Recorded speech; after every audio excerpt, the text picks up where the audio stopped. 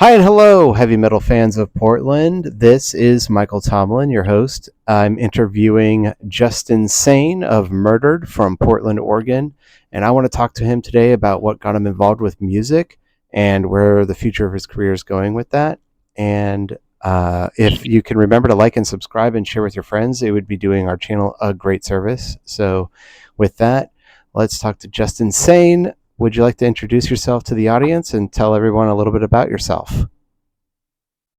Hello, I'm just insane. I've been playing music since I was 13. I started off as a drummer and then I started getting into guitar and then vocals and bass. And now I'm a multi instrumentalist and I play in a solo project called Murdered. And that has been the sole focus of my music endeavors as of late. Yeah, actually, I did not know that drumming was your first instrument of choice. I don't know why, but I just always imagined people start with a guitar typically. So, do you remember the first time you really got into music or the first instrument you picked up and knew this is it for you? Oh, absolutely. Yeah. So my dad is a musician, and so my brother and I, we always grew up around music. My dad always had instruments around his house. He would always take us to like his band practice and stuff. And I I start at one point I started playing one of his bandmates' drum sets, and something just really clicked with me. There was just something I really liked about the drums. And so I think the first time I really got into drums was probably around the age of 13 when I got my first drum set.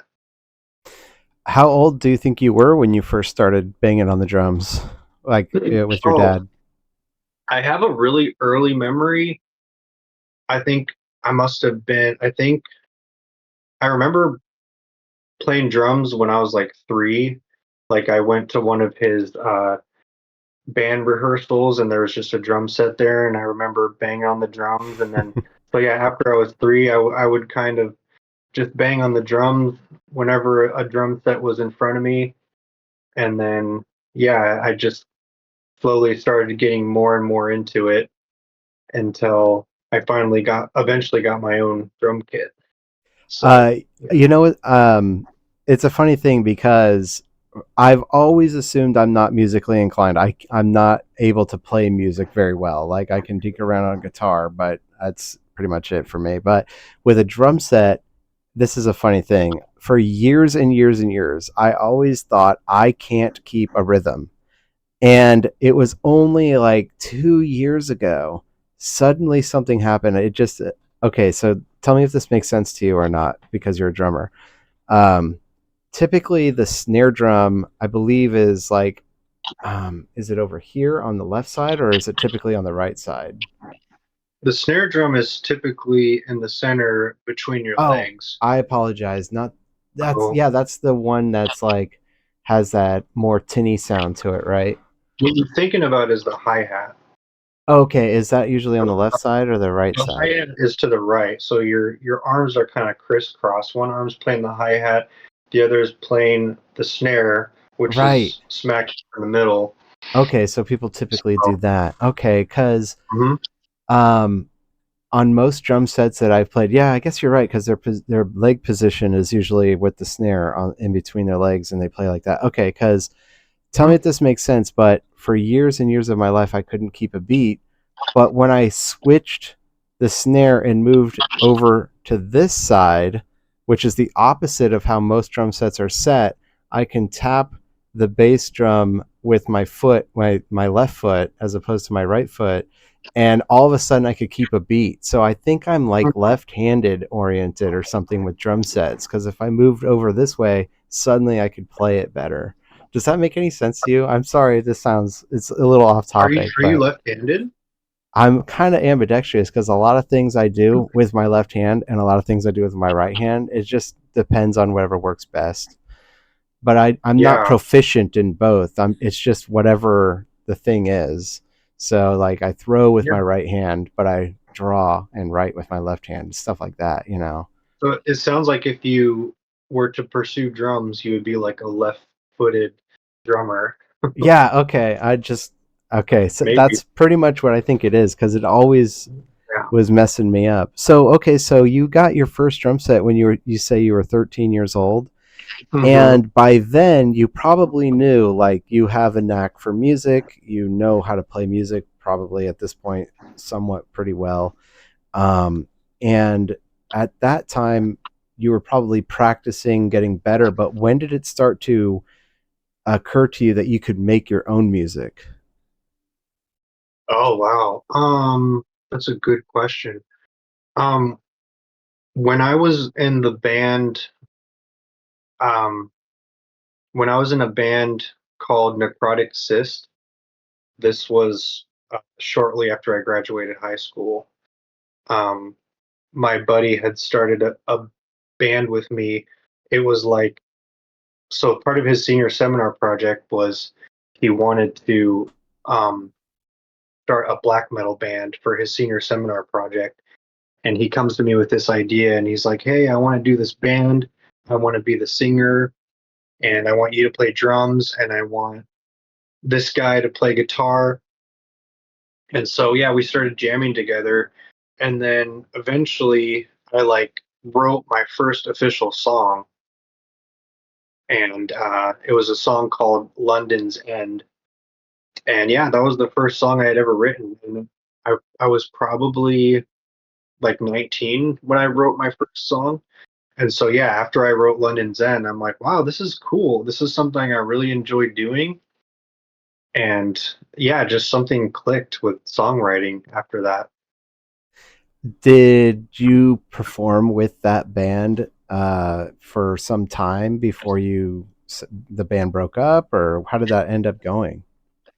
Yeah, we were a band for maybe 3 years. We played shows. We played like the Satyricon. We played the Roseland. We played the Hawthorne. We played a few shows, and those were some good times for sure. And I wrote probably two songs for that band, I have to and then ask, how how is the experience of performing in front of a live audience? I mean, that first time you're doing it, I can only imagine you're probably nervous, have some butterflies going, or did it just like click for you that you just can do it no problem? oh, it's exhilarating. Um, I would usually be like nervous leading up to the show, but once I'm actually up there, it's like this high, that you can't get in any other sort of way. So yeah, it's there really is an amazing feeling like playing in front of people and just playing your soul out on on the kit. Oh man, that's where your training comes in, I'm sure too, because you're probably like in the moment, you're like getting that adrenaline rush or whatever it is that you're getting, and you're just like, I just got to focus on what I'm doing. I can't let that distract me, you know? I've Oh, and it's funny you say that because before I was in any actual bands, when I was younger, I did School of Rock, Oh, and cool. that really helped me get comfortable on the stage as well. So I forgot to mention School of Rock. I owe a lot to them for getting me used to performing live. I want to say I saw a School of Rock in Oregon City. Is that the same one that you were a part of, or is this a different program? Mm, the School of Rock, I don't know if there's one in Oregon City. I know there's one in Portland. Hmm. Um, but yeah, there's no School of Rock in Oregon City that I know of. Okay, I I know must be. there's like a youth music program in West Lynn. Maybe Is that that's what the one I'm you're getting confused with. Yeah. So when you were doing this drumming with that first band that you were a part of, what point did you start picking up other instruments? Because I've heard you play guitar and you're pretty good with that too. So somewhere along the lines, you picked up other instruments, started practicing on those things. Was that during your School of Rock training, or was that just something you started doing at home on your own? Well, so when I was 13, I got my first drum set, and then 3 years later, when I was about 16, I started showing interest in playing guitar, so my dad bought me a guitar, and so I just started messing around on the guitar when I was 16, I'm and curious then to know if you still have that guitar. no, I do not have it still. Was it a good guitar, or was it like a cheap kind of like just here's a good starter for you kind of guitar? Yeah, it was just a starter guitar pretty much. Yeah. Oh, okay, cool, cool. No, I wonder about that because some people keep their very first one because it's like special to them, you know?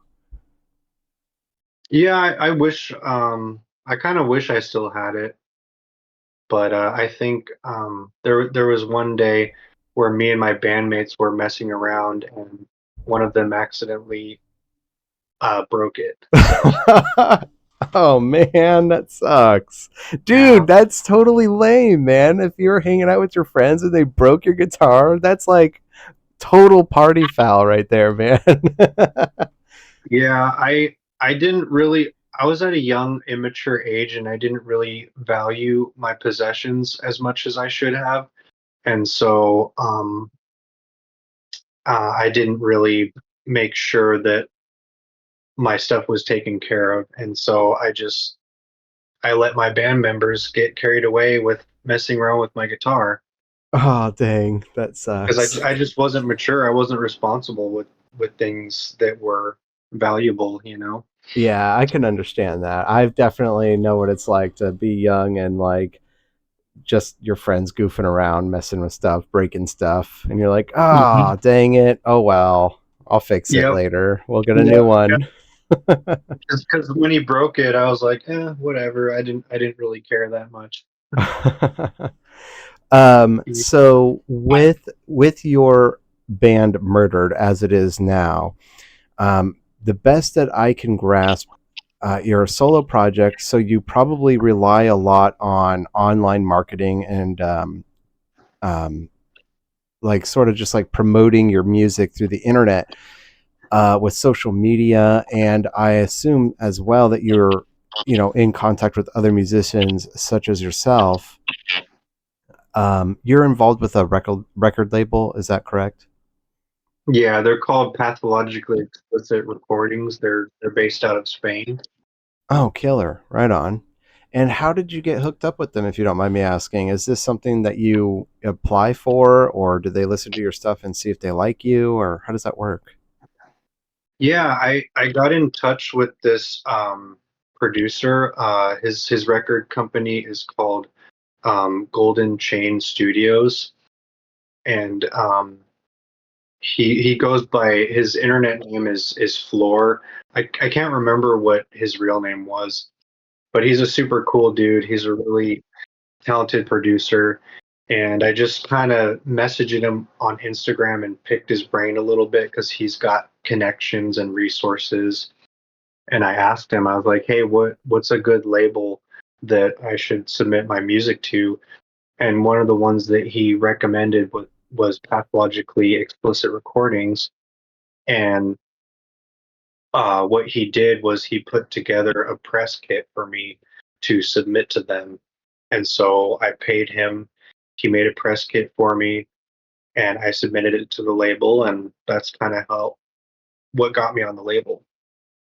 So I owe a lot to him. He helped me out a lot. Right on. I noticed on your social media you have a lot of posts. Some you like to share when people are wearing your merch, your T-shirts Mhm. and your hats and stuff like that. And this is just natural, organic fans that are into death metal, people that are involved in the underground that just like to listen to people like yourself that maybe they're not in Metal Injection magazine or on the flyers for big tours or anything like that, but they just love the sound of the music and they're following people like you. How would you ascend the ranks, if you will, if that's something you're interested in doing, what would that look like for you? And are there other artists like yourself that are in the upper echelon of this category of metal? I'm just curious to know because honestly, I'm not as in touch with solo artists like yourself. Usually, the kind of metal bands that I follow are the more mainstream metal bands. You know? Hmm. I would say to go to the next level, I would definitely need to perform live, Okay. um, play concerts, maybe have some live videos and post those live videos. Because yeah, playing live, that's really uh, one of the best ways to get your music out there. That might include hiring musicians. Right, exactly. Yeah. Yeah, like so for example, there's a solo artist called Putrid Pile. Um, he just plays guitar and he sings, but he has backing tracks. So it's just him up there. Oh, no But way. He does that on stage? hmm Nice. hmm so it's just his guitars, his vocals, and then the drums and the bass are just in the background and it's just him and he's rocking out all by himself. Early on, when did you decide that heavy metal was your choice of music? Like that, do you, I guess my question is heavy metal your preferred taste in music? One. And two, when did you know for sure that heavy metal was what you wanted to make musically? Um so when I was about 11 years old, my sister had a Rob Zombie Hellbilly Deluxe on tape, Mm-hmm. and um, she puts it on the stereo at my mom's house. I hear Super Beast Mm-hmm. for the first time. That Yeah, dude. and I hear these huge distorted guitars and chills just go down my spine, and it was all it was all downhill from there. You know what's funny, man? I have a memory of listening to that song in my grandma's basement, and I used to play it when I was young, like with the speakers really loud. And my grandma just tolerated it. She's like, whatever. This is what the kids are into these days, I guess. But I can just imagine what she must have been thinking, like listening to that downstairs. Because Hmm. yeah, she let me listen She to was it. She probably didn't say terrified. anything. Yeah, I Yeah. know. But Well, I yeah, mean, that the intro starts off as like, "Oh, the devil chopped off their heads" or whatever. It's like, yeah, man, my grandma tolerated a lot. But yeah.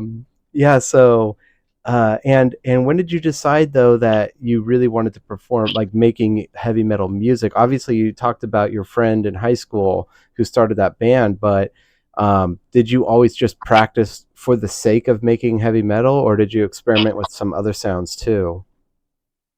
I grew up listening. The first bands I got into were obviously Rob Zombie, Korn, Metallica, and Slipknot, and I I had these Korn and Slipknot DVDs, and I would watch these DVDs, and just watching them perform on stage was like such an inspiration for me.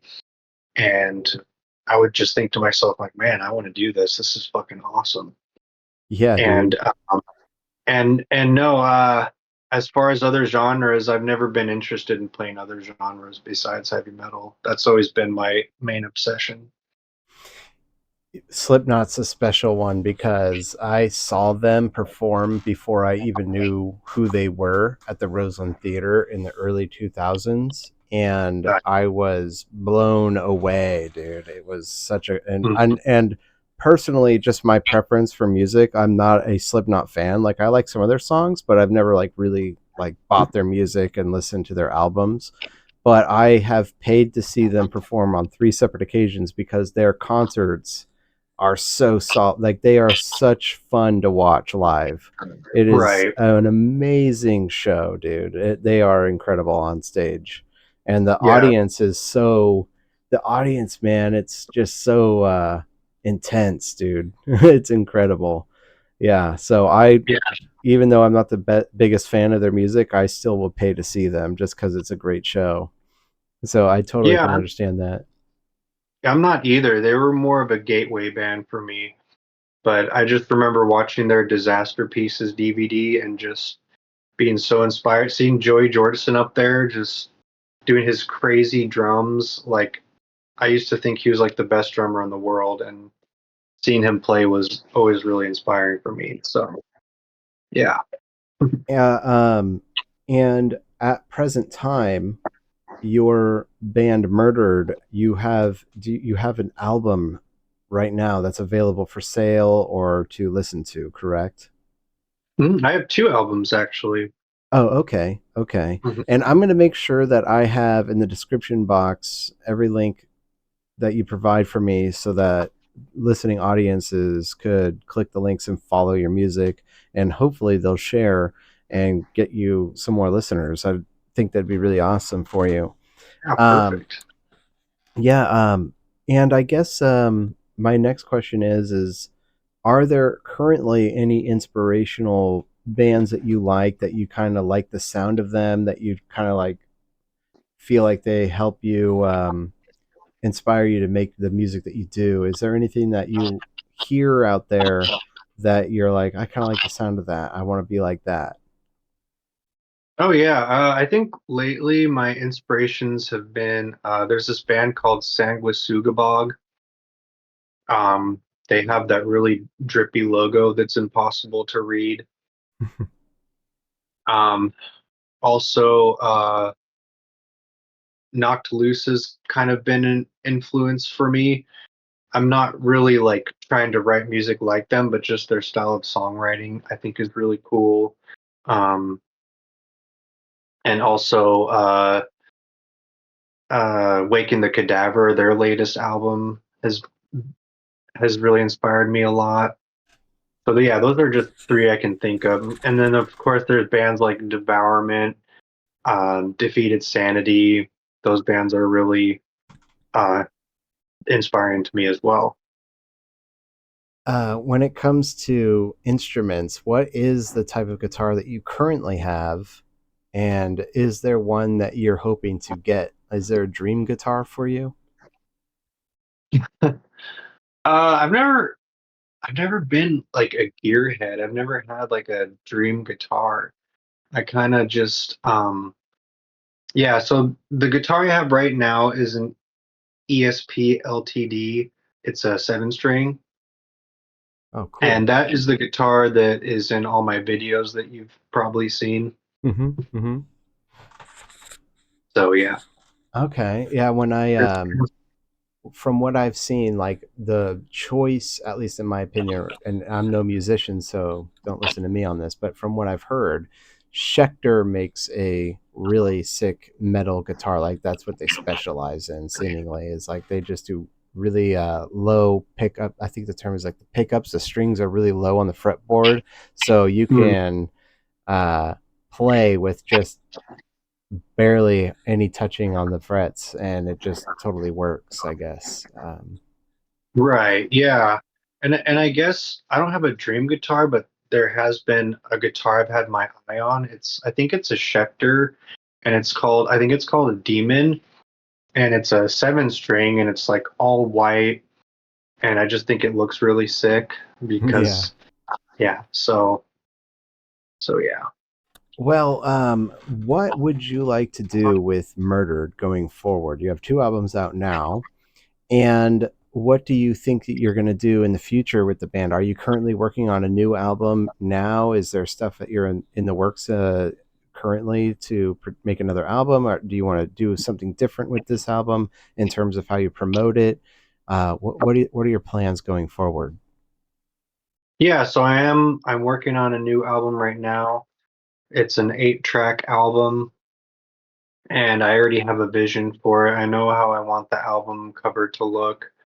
I'm still thinking about what the album title is going to be.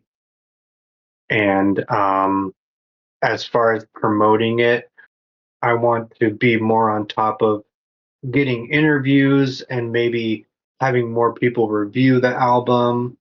Um, I kind of slacked on this other album as far as getting people to review it and getting more interviews. So yeah. Okay, okay.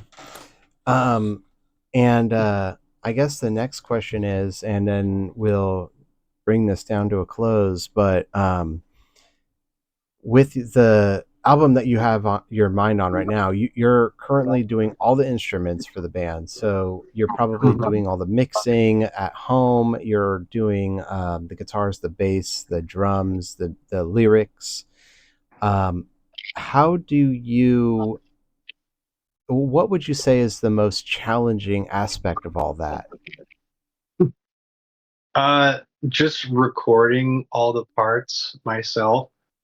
It's very time consuming. You got to get the timing just right, huh? Hmm. So you're probably like listening and then like trying to get it to match up and then having to replay it again and again to get the timing down perfect, huh? Yeah, like if it's off tempo, yeah.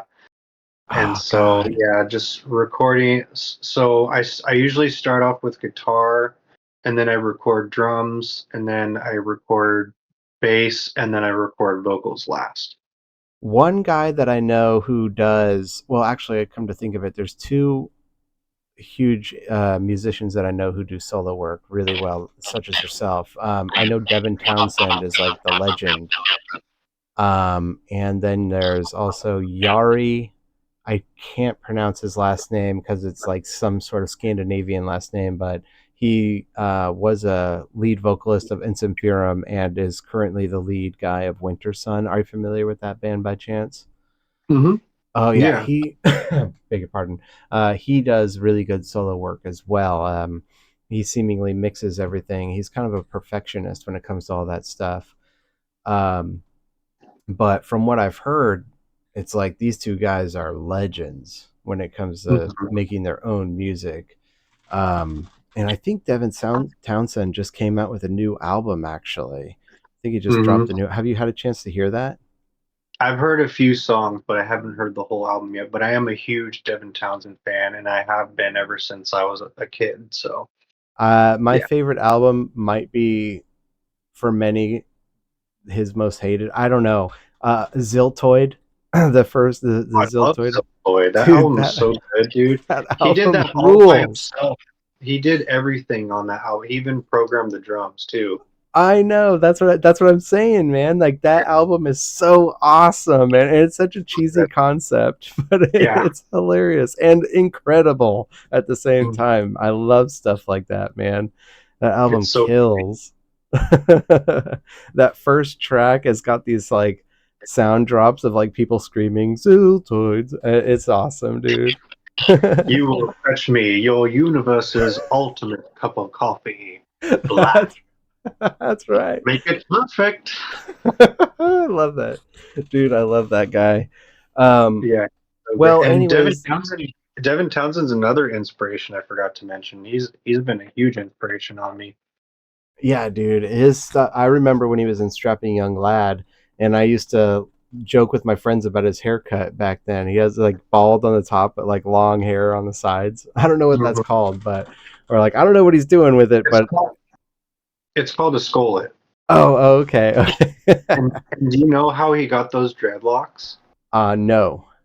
He literally just stopped washing his hair, and then the dreadlocks just kind of formed on their own. Dang, that takes It was his commitment. goal to just look as disgusting as possible. What a weird guy. Yeah. Yeah, he went through a very dark phase. Um, so yeah. But he's obviously doing a lot better now. He's sober and spiritual, and yeah, he's doing really well now. So I did not know. See, that's my problem is I just didn't follow his career closely enough. I didn't realize all that stuff. Do you by chance yeah. happen to know what caused him to leave the band Strapping Young Lad? Strapping Young Lad kind of started as his like fuck you to the music industry Okay. because how he first started out was he got hired by Steve Vai as their singer, and he kind of got a taste of how the music industry actually works, and he was not a fan of how things are done. And so Strappy Young Lad was like his fuck you to the music industry. And it was just his way of getting his anger out. Okay. And So, so, yeah. what was the final decision to stop his project with that? Because I think he just kind of got out of his system. Oh, okay. Okay. He's like, okay, I said what I need to say. I'm not angry anymore. I'm just gonna do my thing, my own thing, you know. Okay. Fair enough. Yeah. Yeah. I did really like what he, I mean, I was a fan of Strapping Young Lad when it was going on. So, Oh yeah. yeah. So I was It was surprised that really that happened when the news broke back in the day. That was a long time ago now, but I remember following that back then. a lot of people Well, don't realize that Strapping Young Lad was just like a side thing. Devin Townsend has always been kind of his main thing. So, okay. Okay. of Well, with that, I will say thank you for doing this interview. And course. again, I will make sure to include all the links to your music for the audience to click and subscribe and follow your stuff. Mhm. And best of luck to you in your career. I hope that it takes off and I hope you get everything you're looking for in this. Thank you. I appreciate it. Right on, Thanks dude. for Well, thank you, man. You take care and have yourself a good rest of your day. And if anyone watching this can like and subscribe and share with your friends, you would be doing myself and Justin a huge favor. Thank you very much. And bye for now. Take care. all right. Awesome.